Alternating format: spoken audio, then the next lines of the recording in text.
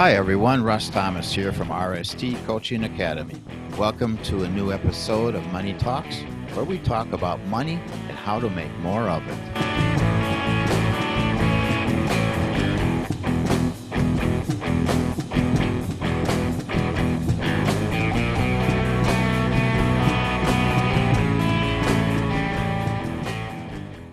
Hey everybody, Russ here from RST Coaching Academy and Money Talks. Want to welcome you to another episode of Money Talks from Daytona Beach. It's a lovely day here. Too hot for me, but air conditioning is really great. And I'm pleased to welcome my friend Attila Kiss into the room today to drill him with questions so he can talk about himself and his business background and experience, and hopefully offer some good solid advice to you, our listeners, to enhance your life, to enhance your business, to enhance everything about you. So Attila, welcome. Appreciate you taking the time to come on with me today, and we'll take it away from here, okay? Yeah, thank you, Russ. Thank you for having me. All right, great. Attila, by the way, is originally from Hungary. He might get into that a little bit later. Been here for many, many years, and loves America because he knows how good it is, how great it is. So Attila, let me get going here by just asking you for an introduction to Attila Kiss by Attila Kiss.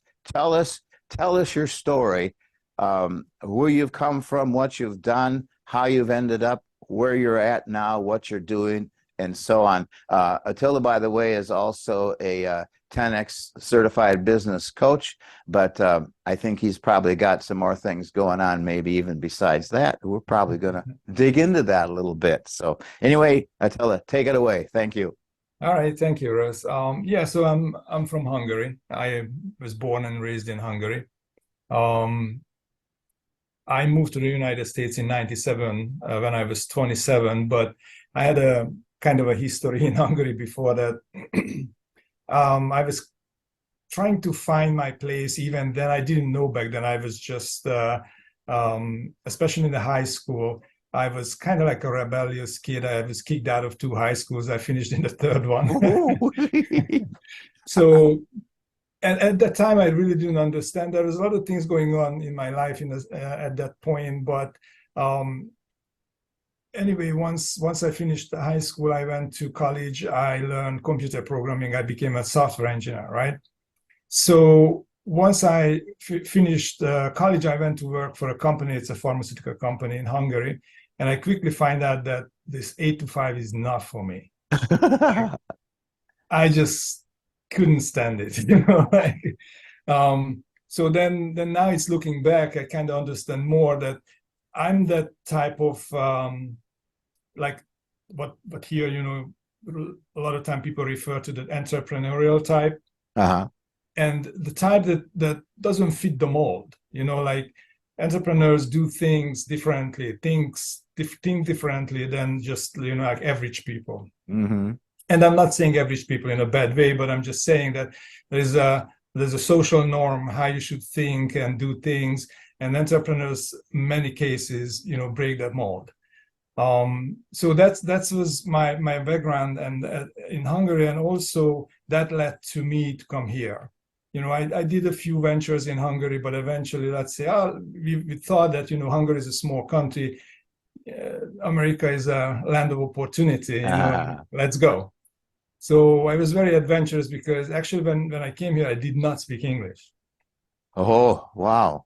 So we just, in about a month, I closed out everything in Hungary. We gathered our little money and then hop on a plane and let's go. Man. So that was my start. That's how I started here in the United States. I had no contacts, I didn't know anybody. I didn't speak English. and you have to get your life going. But there's a great lesson in that for me, and looking back, because I kind of forgot my ways, but I'll talk about it a little bit later. But when I reminded myself that, I have such a great amount of creativity in me, and it's probably true for every entrepreneur, that at least the ones that I met, It's just sometimes it's clouded by other, circumstances, your upbringing, your friends, your environment, the social, expectations, and it puts, it changes your. It's kind of like put out your fire. Like you had your fire, you were young, you wanted to conquer the world, and then eventually it's like the fire gets smaller and smaller and smaller, and eventually it's just gone, right? So I had to reignite that fire at one point, but at that point I still had the fire burning, right? Good. I found jobs. Even I didn't speak English, right? I found an apartment. I was able to open bank accounts. Like, I don't know how, honestly. If you ask me right now to repeat that, I would say no. I don't want to do that. But at the time, we went through that. It worked, and even then, I found a job until I learned English enough that I can start working in my own field. As a software engineer, you have to understand the requirements and things. So it's not like, I had a few odd jobs before, like, delivering flowers and working in a bar as a barback and short order cook and things like that, just to, get by. And, but eventually when my English is improved enough, I started working on my own field as a software engineer, and worked for a couple of companies. But again, I knew that already at that point, that's not for me. You did that as an employee rather than an independent contractor? First, I started as an employee because I just needed to build up some security, get some stability in my life, in a sense, at that point. But even then, I knew that this is not going to be long term. I just have to get through this phase. And once I reached a certain point, I actually quit and I become an independent contractor. Okay. And I was working as an independent contractor for a while, until 2007 and 8, when the big crash and everything. And suddenly projects ended. It said like, we have to tighten the budget, and we're shutting down these projects. So that was a big that was that point where I guess I lost the fire, the burning fire, and kind of like collapsed, in a sense. I lost everything at that point, like, all of my savings, car repossessed. We don't have anything at that point. It was a mess, right? Yep. It's like totally, but I didn't give up. That was one thing. I was always very optimistic and very cheerful, even in situations when worst possible case, like you lost everything. I actually found a previous client of mine when I was working as an independent contractor and as a software engineer. I did a couple of projects for this guy, and he contacted me actually that, hey, I just closed down my previous business, but you and I were working together on that project, and I think that would be something that other business could use. I said, okay. So we actually ended up starting a new business. Cool. And since I didn't have any money, but I had some, software that I created before, I could bring it in. So I was able to negotiate a 50-50 partnership, All right. Which was actually pretty good and important at that point. But still took me about 6 months. I was sleeping in my car. I was sleeping in my office. Oh, wow. It's just, you just have to get through those days. A very humbling experience, though, wasn't it? It's a wake-up call. Yeah. It's a wake-up call. Definitely, it pointed, whenever this happens to someone, I firmly believe that you have to learn something. You're just getting a lesson at this point. You are not ready or prepared to what to come. So here, so at that point when your life is coming to a crashing halt, that's a learning opportunity. Right. And I'm also saying this because looking back, that was the time when I picked up personal development. Because before that, I really didn't spend much time. I've always trained myself in my own profession, as a software engineer. I kept learning new stuff and kept up with the pace, but that was about it. Outside of that, I really didn't care about much. But that pointed out that, oh, you have a bunch of, blind spots, things that you don't even know. So I started doing personal development, started learning about more about business. I started actually get exposed to spirituality too, because before that I wasn't. I'm coming from the social area in Hungary. You were exposed to what? Spirituality. I'm not Spirituality. catching. Say that again. Spirituality. So spirituality. Got it. Okay. I'm Yeah, sorry. that's okay. All right. My accent sometimes can come across weird. Well, my ears sometimes too. Anyway. So because back then in Hungary, again, that was the socialist era, right? When I grew up, religion and spirituality generally was, kind of like shunned upon, like, don't do it, like this is not for you. Like, we actually was reading the Bible in English class, like Hungarian class, but that was it. It's like, Shakespeare, Bible, Kafka, that was the curriculum. So it wasn't properly, no one was, not no one, but most of the people at my generation wasn't introduced to that concept. Okay. So that was obviously a blind spot, personal development. And once I started down on that path, things started changing. Suddenly, there was a huge learning lesson, a huge lesson for me that I had to learn is 100% responsibility, right? Take 100% responsibility for your own life. Yep. And first, when I heard that, actually, I was listening to Jim Rohn, right? You probably listened to him. He's a classic. So he said this, like, you have to take 100% responsibility for your life. I said, okay, yeah, of course, I take 100% responsibility. And who else, right? And then he asked the question, like, okay, are you, do you ever find yourself complaining or whining about something, or, and I was like, yeah, I do. I said, he said, no, then you don't. Because as soon as you start, feeling sorry for yourself, complaining about things, that means you blaming an outside circumstances or an outside source for your misfortune or your whatever, right? Yep.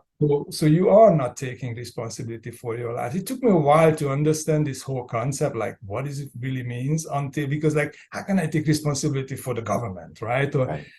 But then, I had to understand that it's really not that you're taking responsibility what they do or what they do to you even, but how do you respond to that in your head, in your mind? You can respond that, oh, I'm sorry for myself, I'm down, I'm like, bad things always happen to me, and, like things like that. Yep. I can just say, okay, this is what's happening, this is reality, this is what is now. How can I respond to this? And that was a huge difference, in my mindset before and after, because before I bought into the crisis, like, yeah, market is bad. Oh man, and I was part of that negativity in a sense, in my head. And that lead to, universe is matching your expectation. If you expect it to be bad, it will be bad. But that's just fancy that. Yeah, exactly. amazing how that works. Right? Yeah. But if you expect it to be good, it will be good, because that's where your focus is. That's where your energy is going. That's the energy that you attract in your life. And that was my big turning point, at that time. And instead of start, feeling sorry for myself and wallowing in my pain, I said, okay, what's going on now? What is actually happening in this moment? And in that moment, usually nothing's really happening, because no matter how bad it is, if you just stay in the moment, like right now, it's not happening. It's either happened and then you can handle that, or it's not here yet, which means it's going to happen in the future. You don't know, No one can see that. So might as well just focus on what you have to do now, and then have faith and believe in yourself that you're going to get out of this. It's not a permanent situation. By the way, that was another thing that I had to make it as my kind of like edge it into my core, that nothing is permanent. Neither the good nor the bad. Not down here anyway. True. No. Very true. So if you're in a bad situation, you can be sure it's not permanent. You can get out of it, but you have to get out of it. No one's going to pick you up and lift you up and put you in a better situation. Right. You have to make those changes. So that was the huge learning lesson for me, that huge lesson that I learned from this whole situation there, that no matter how bad, no matter how dire your situation look like at the moment, if you just keep doing what you feel is right, listen to your intuition, listen to your heart, and then things are going to turn around, and they can turn around fairly quickly. Well, what you did that made a big difference in you and anybody that will adopt it is the mindset change. Yes. Right? The perspective from you, the perspective that was in you as you approached these situations, whether good, bad, or ugly, you saw them through a new lens because your mindset had changed on a more positive note, more positive venue. And with that positivity, certainly makes it a lot easier to deal with rather than the negative side. So many people are always on the negative side. Yeah. And as you said before, if you're always negative, don't be surprised if that's what you get. Of course. That change in your thinking and your outlook was a turning point, sounds to me like, for you. It is. And then after that, it started compounding, like more and more things added to it. Also, Jim Rohn mentioned that, you are the average of the 5 people you spend the most time with. So, and I realized eventually that, the 5 people that I spend the most time with is kind of like me, like, and if this is not who I want to be, then I have to kind of move on, right? Because eventually, that at that time, I was that person also. I take part of the pity party, like life sucks. Yeah, mine too. Can you imagine? Absolute nonsense. This is like craziest thing that people can do. But at that time, I didn't know any better, so I did that. But once I realized this, I said, okay, no more small talk. I don't care about the game yesterday. I don't care about anything else. Let's focus on things that's important, that makes a change in my life or somebody else's life. Let's talk about something that adds to your life instead of just, wasting time. Right. Did you find yourself then being on the search for some new friends, some new associates, or just plain friends? Yes, but it wasn't like, I was going out and start, interviewing people. Can you be my friend? Because I'm changing that. You weren't that desperate, okay? Wasn't that desperate. Walking up to people on the street. Do you want to be my friend? No. Yeah, will you be that's like Mr. Rogers. Will you be my neighbor? Will you be my friend? My daughter, when she was real young, she saw that, heard that question, and she said, no, me won't. She didn't want to be the friend of Mr. Rogers. But anyway, so you just met some new people along the way then. Yeah. So what happened is that there's a few things. If anybody start on this kind of journey, like, I'm changing, and there's a few things, Grant is also talking about, if you want something new, you have to give up something old, right? The existing, right? So if I wanted to be something new as a person, I had to give up my old self. Right. That's sometimes not as easy as you say, but that's what you had to do. That's what I had to do. Yeah. And when I started doing that, so I was listening to a lot of not motivational stuff, but more like educational stuff, like the Jim Rohns, the Brian Tracy, and then all of these thought leaders at the time, and picked up a lot of their, so they became my friends. Okay.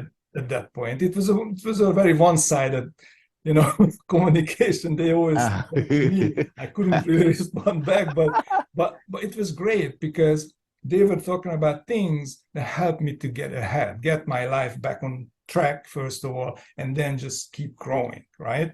And then once you have a different mindset, once your energy changes, because that changes your energy, how people perceive you also, then you attract other people into your life. Yep. You go to events and you meet with different kind of people, not your old friends. And I'm not saying the old friends are bad or anything like that. It's just I found that after a time, it's hard to talk to them. Whenever we started talking the old ways, right, I got annoyed. Like, you know what, I gotta go. And sometimes people even say that you changed. Well, yeah. Thank God. That was the whole point. Yeah, man. Please. Yeah, of course. And many of them don't like it because sometimes you are a mirror to their deficiencies. Like if they see you were the same, right? And then you change, you become better, like improved yourself. And then they don't. Then they see it in you what they're missing. Yeah. And that hurts. Like, they can feel a way that like, hey, they didn't put the effort into to do what you do, and either they pull you back down or they just turn away. Right. If you let them to pull you back down, but right. that's what usually happens, and it happened to me. They're going to react in one of two ways. They're either going to say, "How can I get what you got?" or shun you and say, "Man, this guy is changing. I can't handle it," and then kind of divorce you maybe of the relationship with them, and you can't help that, right? Because you're becoming a new person in the whole process. And if they're going to move on with you, great. If they're not, sayonara. I mean, that's the way it is. Sad but true. That's true. And I was always talking about this. So this wasn't like, I did it in secret or anything like that. Like I talked about what I'm doing, right? And they had the opportunity to come with me, right? They could have said that, hey, what you're listening, send it to me. Yeah, of course. I would have done that. And I did, even without asking, just trying to kind of inspire them to move forward or come with me, right? But if they're not ready, they're not ready. That's right. The saying that you can lead a horse to the water, but you can't make it drink. Correct. So that's really what's happening. At the time, there's another lesson in that I had to learn: let go. Yep. You can't hold on to things. You can't be attached to things. You have to be able to let go, and let go fast. And that can be anything. That can be your house that you own right now and love it dearly. And if you lost it, let it go. Right. Start over. You can rebuild your lives 20 times over. You can go from broke to have money in a year or two. It's now these days, especially with the internet and the social media, it's significantly easier than it was before. It's still a lot of work. That's still something that people have to understand, that all of these get rich quick schemes are still just a scheme. It's not going to work. And even if you get lucky with something and you make money quickly, if you don't really know how to sustain and how to make money consistently and reliably, that you can actually scale, then people fall back to the fear of losing it. Oh, I made $5 million, but I don't know how to make another 5, so I'm trying to preserve this. Yeah, right. So as soon as they go into that preserving mode, it's just not going to work anymore. That's against nature. In nature, you're either growing or you're dying. Yep. And as soon as you start preserving, you're dying. And that money is going to be gone for sure. There is no way that you can preserve that money. Right. No matter what you do. Yeah. Some miserable people are those who have won big in the lottery and they didn't know how to handle it. They went crazy. They went berserk. They didn't know how to invest it to build more of a future. And so Yes, a lot of them pretty soon down the road, they're as broker as they were when they won the lottery. exactly. Sad deal. That's really comes down to money mindset. Yep. We all have, I had, and I probably still have some mindset about money and being wealthy and rich. That's incorrect. But we grew up with it. Like Grant is talking about it a lot, that, like, what is it? Penny saved, the penny earned, and money doesn't grow on trees and things like that. These are old folktales in a sense, which may have been something that served people, 100, 200, 500, 1,000 years ago. But today, in today's society, these are false beliefs. And false beliefs around money and wealth cause people to do the wrong thing. Hence, they're never going to get the money. They have the wrong energy about the money. Money is energy. Energy, everything is energy. But if you have the energy of scarcity because you're afraid to lose things, because you afraid to spend your money on things, because you think that that's expensive, like I would never buy that. Yes, you're right. You will never buy that. You just said it, right? Yeah. Like people says that I would never buy a Rolls Royce. It's $500,000. You can't even fathom how to get that to that amount of money. And because if you keep saying it, that you're right. You never your life is going to be maintained at the level where you are, because that's what your comfort zone is. You may not like it, but still it's your comfort zone. Comfort zone, right? That's right. And that this thing of success, obviously the mindset has to change. And one of those factors of the mindset change has to be willing to step out of your comfort zone. Yes. Or you're not gonna advance, you're not gonna develop, right? Exactly. Right. And then that's when we give things up. Like I give up that comfort zone. I give up that feeling of being just, okay. And because it's scary, like when you leave that safe area that you're comfortable with, it may not be good. And that's a misconception. Comfort zone is not where you feel comfortable necessarily in terms of what you want. Like you may want more money, but you're never going to get there because your comfort zone is 9 to 5 and I hate my job. That can be a comfort zone. Even abusive relationship can be for someone a comfort zone. That's why many women don't leave an abusive husband. It's a comfort zone. It's not good, but it's still a comfort. Yeah, it's just something that a person is used to, whether they like it or not. They're just used to it, and they've learned to live with it, sad as it may be. Yes, and they believe that the alternative to that is worse. Right? They don't know, but that's what they believe. The other part of this is fear. Like fear is a big part. Like example, even in top higher middle class, right? They have a cushy job. They may earn $150,000, $200,000 a year. They have the car, they have the nice house, the wife and the kids and everything. Kids going to maybe a good school or something. But they hate their job. How many lawyers, doctors, and engineers and whatnot that actually hate their job, but they never quit, because once they quit, the alternative is that now I don't have that income. I may lose my house. My wife may divorce me. My kids may hate me. Right? Yeah. So fear stops a lot of people to make that change that otherwise your soul, your inner being tells you to do. Follow your heart. You hear that. But it's actually rare when people do that, because it's always scary. Yeah. A lot of people, as they advance in, say, their career and acquire raises and raises and raises, they can end up just as broke as they were before.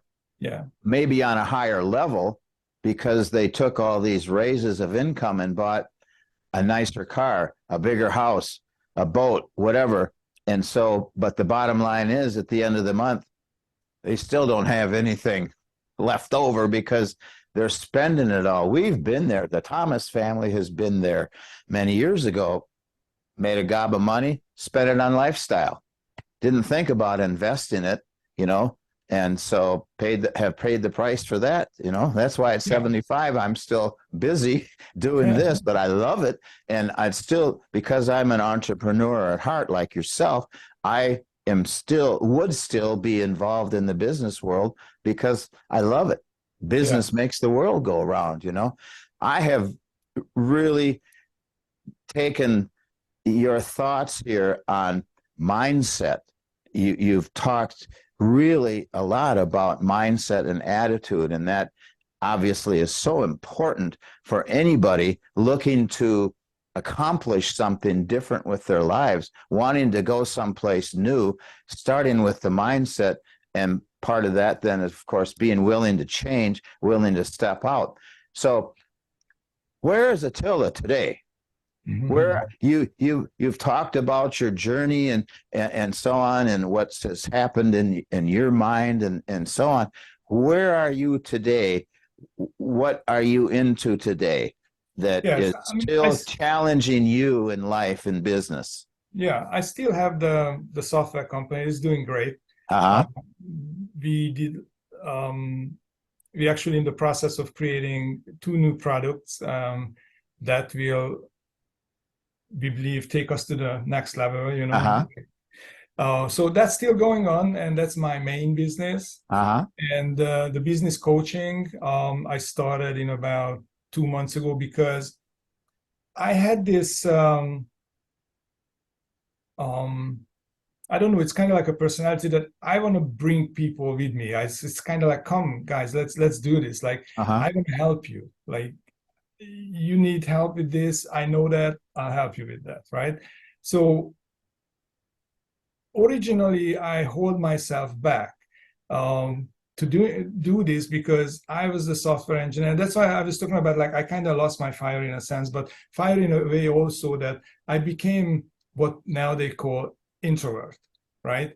Because I was in that position in the business. I was the back end guy. Like, I'm the software guy. I'm creating the systems. My business partner is the sales, the front end, right? So he is the one who's exposed to the customers and, you know, all of those things. I was going along with him in certain situations when he needed technical sales, in a sense, right? But I didn't have to do the cold calling and, you know, establishing relationships and all that. So I became that introvert type of, and again, mindset, right? I repeated it. I believed it. I became one. Yeah, right. Until I realized that that's just a mask I put on. That's not me. I had to take that off and say, okay. And that's when this whole 10x coaching came along, and I said, I'm going to do this. And I'm kind of like you in this sense, because I said that, yes, I could attach this to my business, but I didn't want to purposely. I want to start this from zero, no followings, no people around me, nothing. And that's how I wanted to start this, because I also wanted to show it to myself and prove it to myself that that I can do this. This is not rocket science. This is nothing that me or anybody else couldn't do. And that's a better approach for me, in my mind, at least, going forward, when you talk to your own, you know, clients, customers, people who want to learn from you. Because you can tell them that, hey, I started this from zero. Yes, I had other businesses. That's great, because I learned a lot. And I can teach you all that too. But I wanted to show that starting a new business from zero this day and age, it still can be done. And it doesn't matter how competitive the business is. Coaching business is relatively competitive. There are so many people call themselves coaches out there. Right. That sometimes if you look at their things, it may not be something that I want to learn, but they still teaching it, you know, and other people buying it. Depends, you know, where you are. So everybody has an audience, I guess. But the point is that showing to people that, hey, I've been through that journey multiple times now. This is why I can teach this to you. Now, outside of that, obviously, we have the material from Grant and the 10X, which is already a tried and true material. There are hundreds of thousands of people using it every day. So that's a crutch for me. That helps. Well, that is I think that is such a significant factor in us developing success in our own lives and our own businesses, because through Grant Cardone and this 10x business coaching system that we've been able to tap into, obviously, that there's not that many of us around. It's a very limited licensee thing at this point, although they're on the grow. But my point is a system for success. Yes. That's one of the keys to the success of McDonald's, for example, is they created a system, and those people, the franchisees that signed on with them, they adopted that system, and there they went. And it was like a guaranteed success because we're following a proven system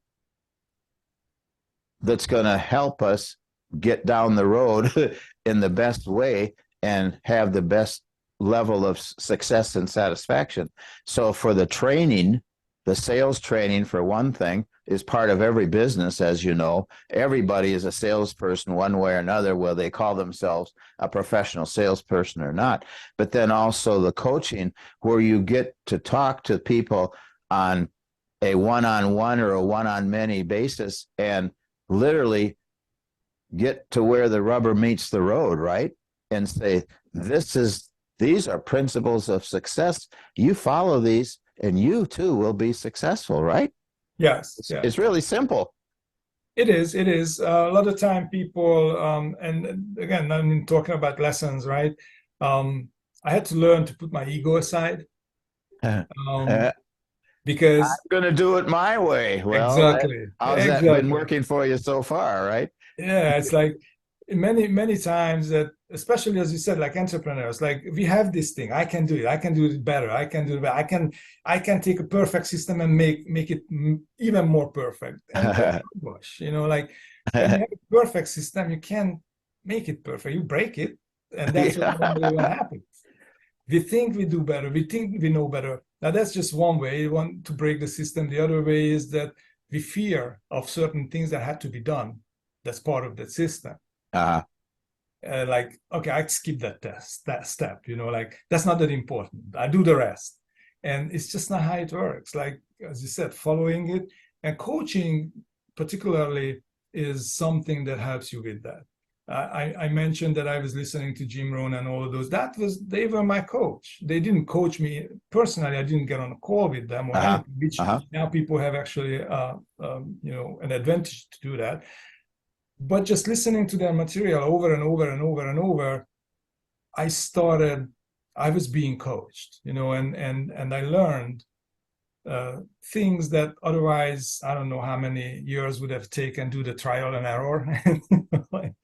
It's an accelerator process when you do any type of coaching or learning or self-improvement, and listen to people who actually have proven success. Right. Very important. Very important. Right. If you want to be successful, plug in and follow those who have been successful. Yeah. And learn everything you can from those individuals and apply that information to your own life, to your own business. And sooner or later, you're going to reach those levels of success as well, right? Yes. Yeah, indeed. It's not, it's not really rocket science. Here we are, back to the word mindset, perseverance, commitment, and follow through, not giving up. I heard years ago there's two rules for success. Number one is you get started. Number two, you don't quit. Yeah. As I would add one more thing to that, which I had to also improve mine. Be consistent.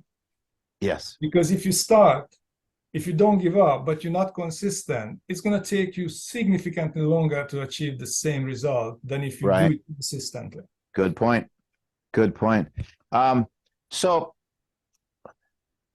here you are in this business, a new enterprise for you. It sounds like it's been maybe a couple of months or so that you've been involved in this licensee program.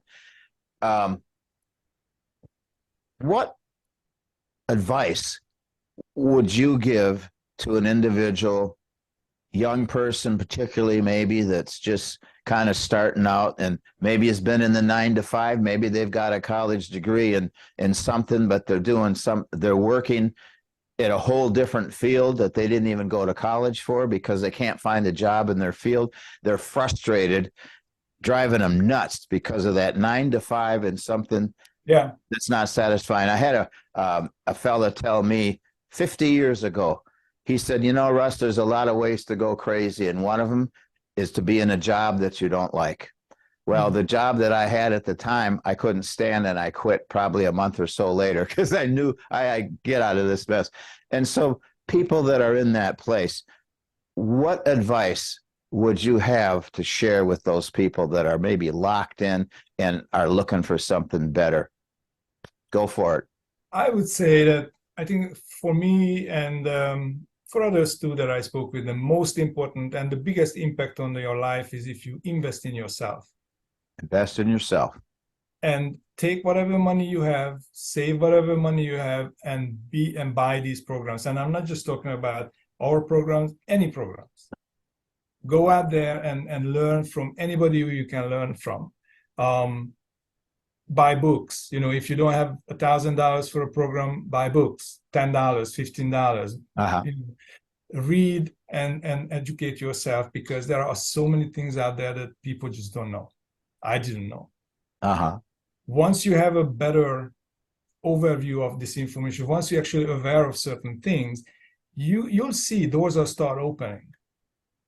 When I see situations, and I met with people who were like, I hate my job, I quit my job, and then they eventually ended up in a worse situation than before, and they had to go back to a job that was worse than the previous job they quit from, because nothing else changed. The only thing changed that they quit their job, right? They hadn't changed, right? They hadn't changed, right? Yeah. So that's the problem there. If you just give up on this, well, I quit my job, that's not going to help. What helps is that you start changing. Once you're changing, or you'll see new opportunities, new doors open. You actually start seeing opportunities that you didn't see before. You may be able to start a little side business, somewhere. You can start making a little more money from that, right? You don't give up your job until you have something to fall back on. But that only comes with self-improvement. I'll give you an example. Just with this 10x coaching, it's a very recent thing. Again, mindset change. This whole mindset regarding sales and people like me who used to say, like, I'm not a salesperson, you know, like I don't do that. That's a lie. When I changed that mindset and I realized that, you know, everybody's in sales, practically selling your friends, your wife, your kids, and any ideas that you want. I want to go to this, I want to eat this tonight. That's a sales job, you know. You're selling the people around you to agree with you. So once I opened, and that's kind of like, again, it's changed your mindset. It's changed how you view your work. Opportunities will come. I went to the bank, opening a bank account for this business. Right? So I went to the bank, I sit down. Eventually the manager came out, because there was a woman before, but she, interesting story, that she said, okay, can I help you? I said, yes. And what do you need? So I said, I want to open a business checking account. And then his colleague walked in, and she says, oh, my colleague's just back. I have to go for lunch. I said, what? We just started, you know, just please sit down. Somebody's going to help you. I said, this is absolutely crazy. I almost walked out of the bank, right? But I said, since I'm here, okay, let's just wait. So the manager came out and says, let me help you. I said, okay, great. So I sit down. So we started talking, opening the account, and he asked me, like, okay, so what is this business going to do? I said, this is a business coaching business. I said, I'm a 10x business, certified 10x business coach, Grant Cardone licensee. He said, oh, Grant Cardone. I said, yeah, do you know him? No, I heard of him. I said, what do you hear about it? So again, I just started a discussion, which before I never have done that. Yeah, that's fun, wasn't it? Wasn't that fun? Yeah. And then it led to, I'm interested. So I said, okay. So I went back to the bank. We talked. I had a 2-hour meeting with this guy afterwards to talk about what their needs, you know. So now I'm proposing a program for the bank to do coaching. Great. So again, opportunities will come if you're ready for them. But how Yeah. you get ready for them? If you train your mind, you train yourself, you change yourself. Whoever you are in the moment, if you're unhappy with that situation, that will not change unless you change. And when that opportunity comes, to be ready to act.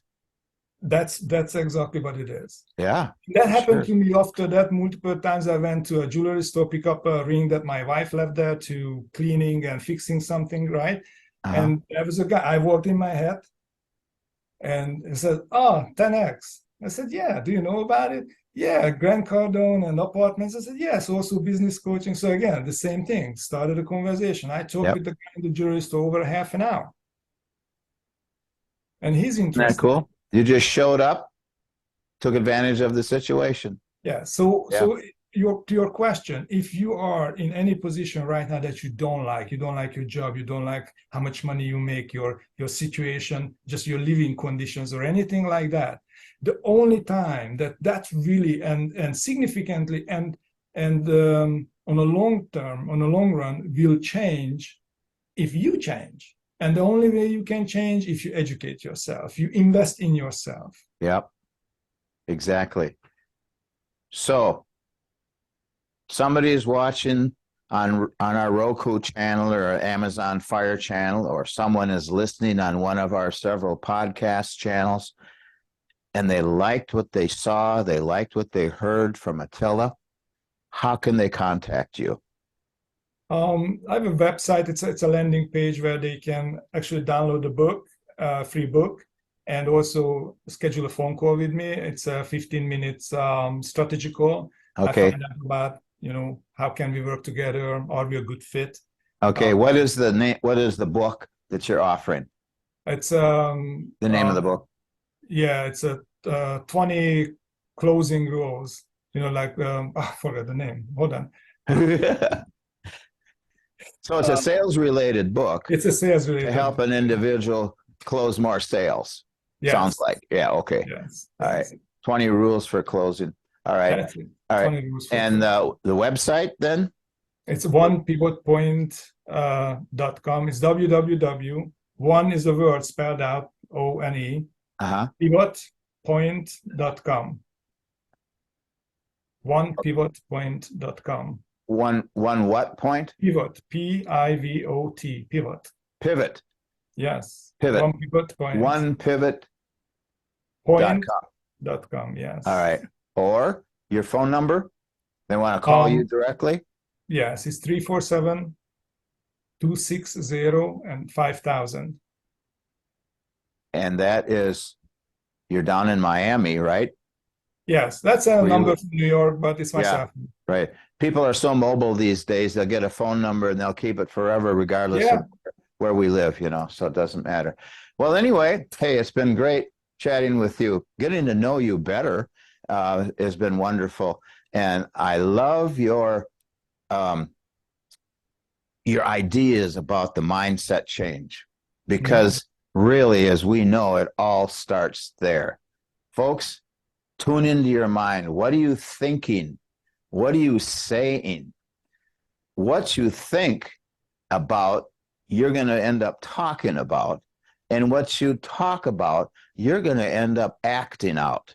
So if you want to change your actions, first change your mind, and then your speech and your actions will change. So, folks, been great. Attila, it's been great having you. Yeah, thanks for having me. We appreciate the time together, and folks, that hopefully that you've enjoyed it as well. Gotten something out of this conversation. And as I said, you need something from Attila, give him a call. Onepivotpoint.com or the phone number. All right. So until next time, from Daytona Beach, we're going to bid you goodbye until then. All right. So thank you. Take care. And we'll talk to you next time on Money Talks. We'll talk more about money and how to make more of it. Okay. So over and out. Talk to you later. Bye-bye. Hi, thanks for being here today for another episode of Money Talks. I hope it was informative and encouraging to you. If it struck a chord in your heart, or if you have any questions or comments, please let us know. Visit us at rstcoachingacademy.com, call 386-286-2450, or send an email to email@rstcoachingacademy. Thanks again, and until next time, be great.